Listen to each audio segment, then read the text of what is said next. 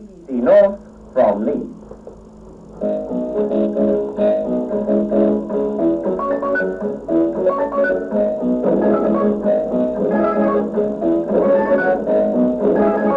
Trouble at another television mast. Belmont, the IPA's Lincolnshire transmitter, is covered with ice and is leaning. All transmitter staff were told to evacuate, and police have closed roads in the area. Belmont, which also carries BBC One and 2 pictures, is an identical mast to the one at Emley Moor in Yorkshire, which collapsed last night. Belmont covers much of eastern England for Anglia Television, and tonight it's still operating. IPA engineers say they might be taking excessive precaution, but they're leaving nothing to chance. Emley Moor, covering east of the Pennines for BBC Two and Yorkshire Television, will shortly have a temporary replacement in action. To get a clear picture of just how big these masts are, the collapsed Emley Moor mast is 1,260 feet high, and that's nearly 300 feet higher than the Eiffel Tower and 2.5 times the height of the Blackpool Tower. The Emley Moor mast was the tallest cylindrical construction in Europe when it went into service 2.5 years ago.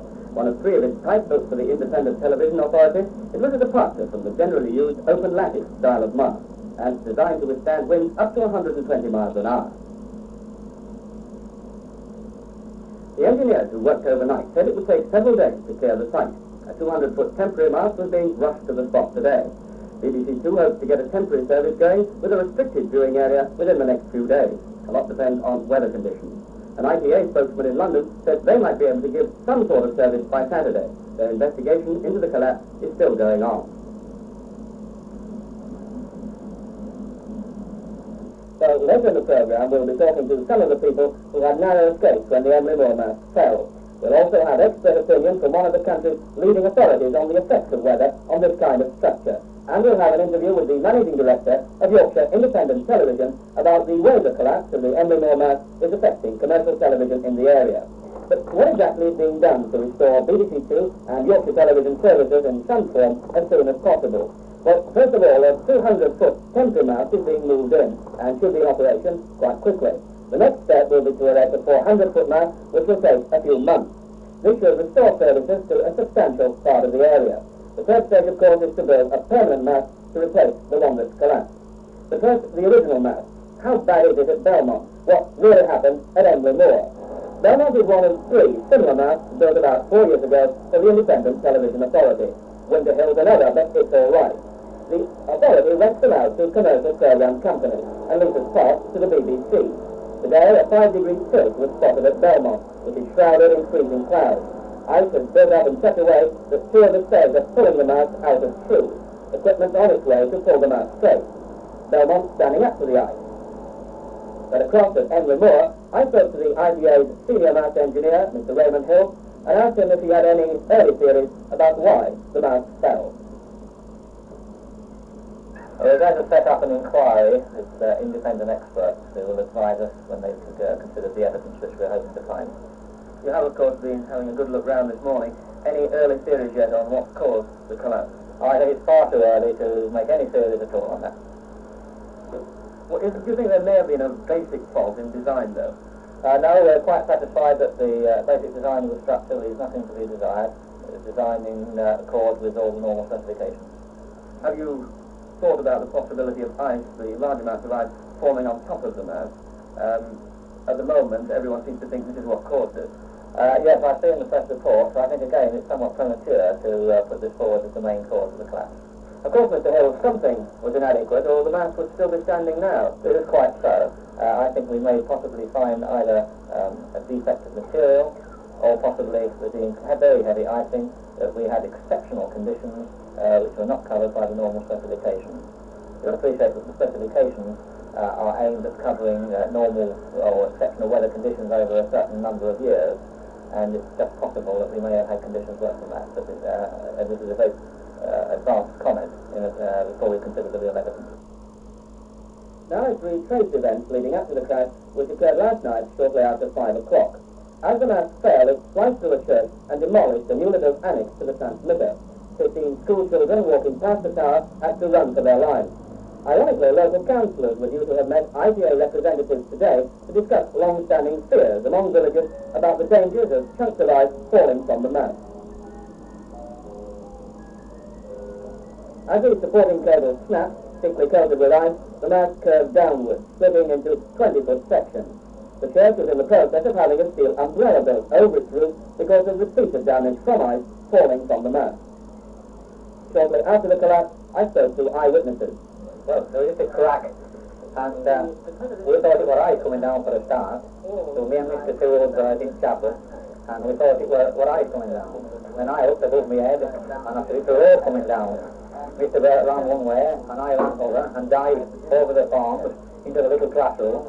You could see the mast coming down? You could see the ropes coming through the chapel like a sheet of wire cut in cheese. I can't be so fair, look, was to go up there today, but going too well, it was cancelled. I think we were rather lucky. My first concern was to see what was happening to the parishioners and whether there were any injured. What was your reaction when you saw the mast? When I saw it, and first found through the police that there was nobody injured, so far as they knew, my first reaction was that this was really a miracle. Later, firemen searched the wreckage to make sure no one was trapped. Police closed roads leading to the area. Ambulance men too were called in, and a detailed search showed, amazingly, that no one had been injured. Wind-blasted ice like this on the home Moss BBC One transmitter, which sends out the pictures you're getting now, is thought by the IPA to have caused the Emily Moore mast to collapse. I asked one impartial expert if he had any early ideas about the cause of the collapse. No, one doesn't make early conclusions on such a complex failure. Why I've come up straight away is to have a look at the ice, because the ice can melt and disappear, and we don't have a great deal of information available in this country about the thicknesses of ice you can get from structures of this sort, and if you leave it for a day or two, all these lumps which I just picked up will have melted. Those are beautiful samples, of course. What sort of conclusion can you draw by just looking at chunks of ice like that? Well, this one actually fits them off, because I've just tried it. I've only been here 10 minutes, but it's come in two lots, with the ice and then there's the snow there, and the evidence from the trees and so on gives the direction of the wind, and you can get a kind of detective story, putting it together, how is the ice fallen on the trees and the walls and so on, and then try and make some, get some idea about how much ice there may have been in the very large chunks that you have there, which must weigh several pounds. Do you think that came from the top of the mast? Well, there's no idea where this might have come from. I picked this up from the base of the mast. It's certainly not snow. It's ice with a layer of snow on the top. It weighs a very considerable amount. Whether it actually fits the mast, I haven't yet discovered. But if it does fit the mast, well, then you can see the kind of weight that must have been up on the top of the mast. And the villagers here, of course, have reported in the press that they've had lumps weighing 20 and 30 pounds falling off for years. And I don't think the engineers perhaps are as aware of the problems of icing rain as they should be in these Pennine regions. What is the weight problem when a piece of ice like that, weighing a few pounds, is right on top of a mast, 1,200 feet above ground? Does that heighten the weight problem? In proportion to the height, I mean. Well, of course, it puts a big strain on the whole mast to have this amount of weight on it, and particularly on the cables. And I suspect from what photographs I've seen of telephone cables that the cables must have been very heavily laden with ice. This increases the tension in the cables.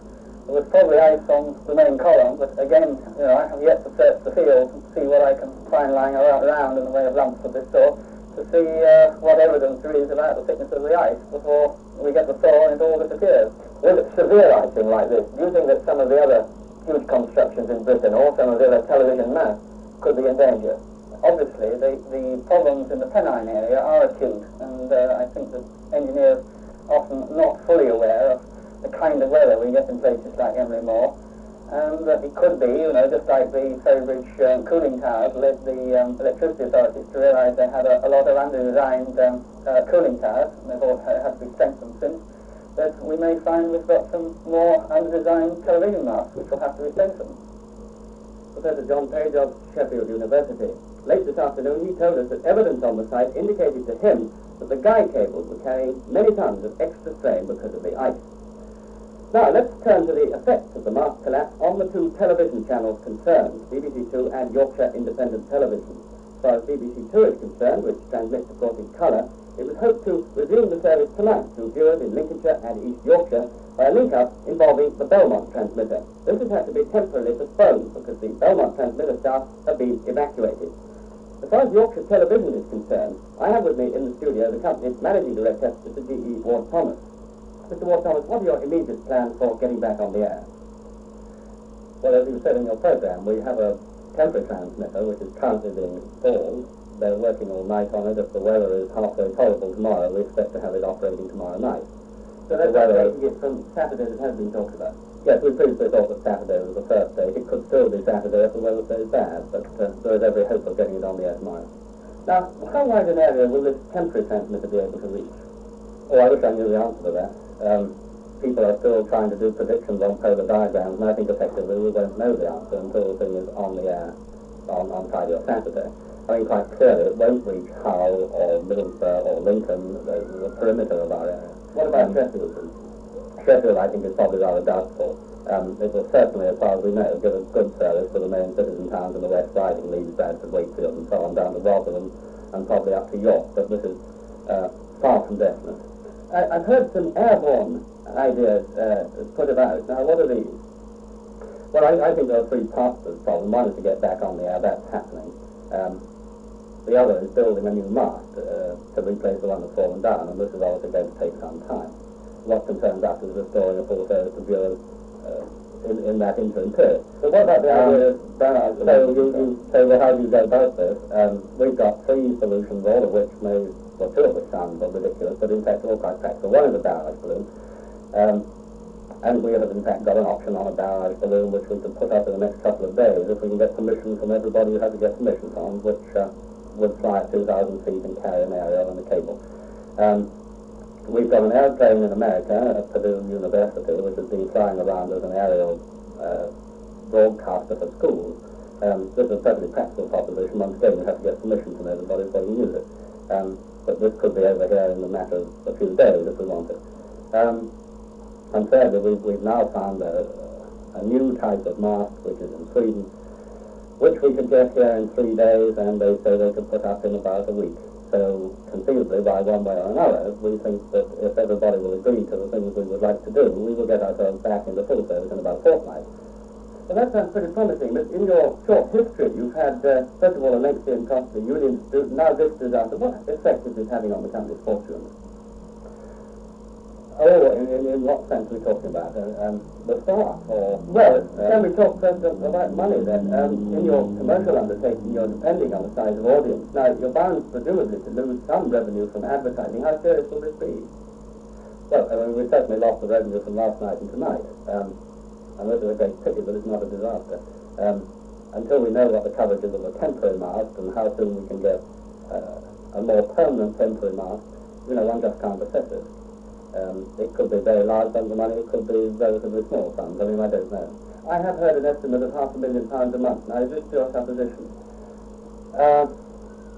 No, I mean, this would be, if we were on half power or half coverage, this would be the rate at which we'd be losing revenue, yes. Would this mean having to cut back on production? No, we can't cut back on production because something like 70% of our product goes into network as opposed to the programs which are done purely for Yorkshire. So we have a commitment to the rest of the country to produce these programs. We can't suddenly turn around and say we're not going to do it. And somebody said to me earlier on, do you cut program budgets? And you can't cut program budgets. I mean, you either produce programs and make cost money or you don't.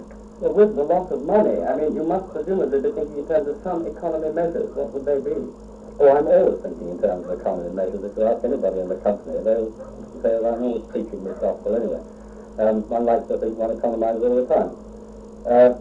It's very hard to see where you have economy measures. If you're going to produce programs, they cost money. Cheaply produced programs are bad programs, and that's something we're not interested in. What about your staff here, your very large staff? Will they all be kept on? Oh, indeed.